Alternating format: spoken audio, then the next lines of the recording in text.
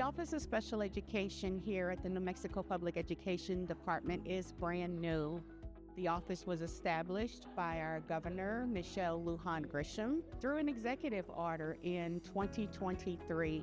I came to be as the first director of the new Office of Special Education, coming in under that executive order with the priorities such as ensuring that there was cross-agency collaboration, also ensuring that we created a space for parents to be able to learn advocacy and legal rights. Also bridging the gaps between leaders in school districts and also teachers in school districts, ensuring that professional development needs were met across the state of New Mexico. There are 4 pillars that we've established since the new creation of the Office of Special Education. One of them being data-driven decisions for equitable opportunities. Another one is creating a culturally and linguistically responsive ecosystem or education system, but also providing profile pathways and instructions, and finally, professional development. And so I know that since I've been here since January and partnering with Dr. Cage, one of the objectives, though, is to really get out throughout the state of New Mexico and letting our partners know, and our partners, our educators, our students, our superintendents, our legislative, to know who we are, what we do, and what we're doing to revitalize the special education system and really bring about a matter of transformation. So Parent University was derived from a vision of mine that I had when I first came here and started researching and digging into the data of the state. There was definitely a cry out for more information of how to support parents and families across the state to be able to navigate the special education spectrum with all of the changes and the IEP meetings and the advocacy points.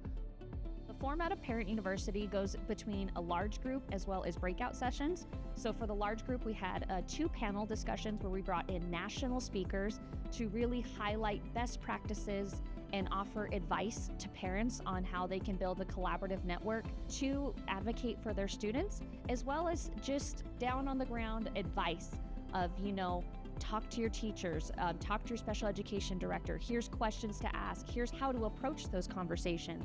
Here's community organizations that can help prepare you for your IEPs.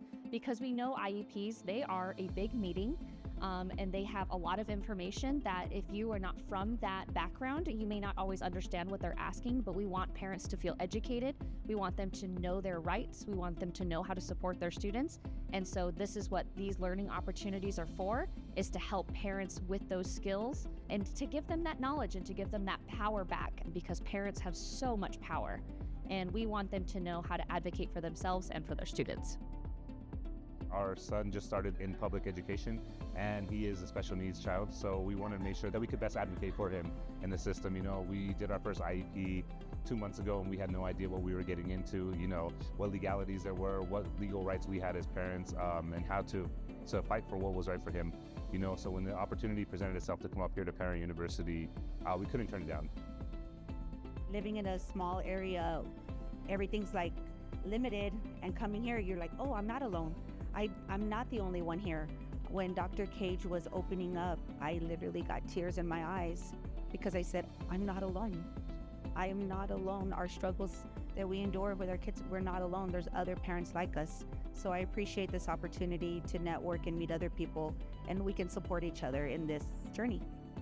I think one key takeaway is that there are all kinds of resources that are out there for parents, and that by finding out what those resources are and taking advantage of those resources, parents are able to equip themselves to advocate for their children.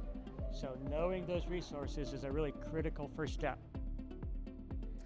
What has worked really well is the bringing together of resources and the bringing together of the strength of the state of New Mexico and the strength of this Dr. Cage and her team and the strength of parents, because I think for a lot of parents, they're like, am I alone in this? And us here at the Office of Special Education want you to know you're not alone in this.